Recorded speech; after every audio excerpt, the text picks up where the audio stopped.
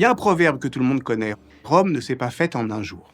Et lorsque les Romains pensaient leur histoire, lorsqu'ils la rêvaient, lorsqu'ils la célébraient, ils la célébraient à partir d'un premier jour. Et ce jour-là, pour les Romains, c'était le 21 avril 753 avant notre ère. Essayer de réfléchir à cette date, c'est se poser la question de savoir, au fond, quelle histoire fait cette date ? Peut-être que c'est une histoire d'avant l'écriture, d'avant l'inscription monumentale, d'avant l'exactitude du document. Et alors, il faudra aller la chercher entre le mythe et l'histoire. Et alors, il faudra, d'une certaine manière, comprendre si les légendes laissent des traces au sol.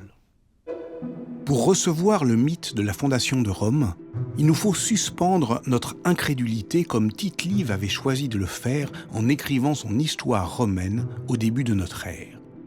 Prenons alors les récits pour ce qu'ils sont, des fictions qui disent quelque chose sur le cours du temps.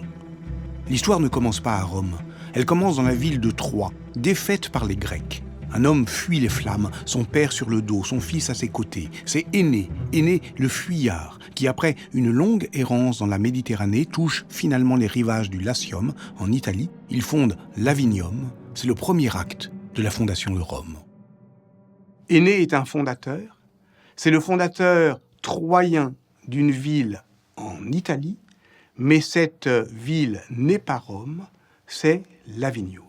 Deuxième acte, c'est son fils, qu'on appelle Ascagne, parfois Iule.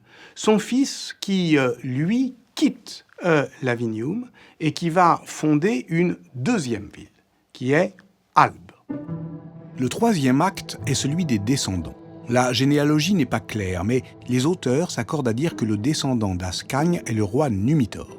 Numitor a un frère qui s'empare du pouvoir et qui contraint sa nièce Rhea Silvia à devenir vestale, c'est-à-dire prêtresse et chaste.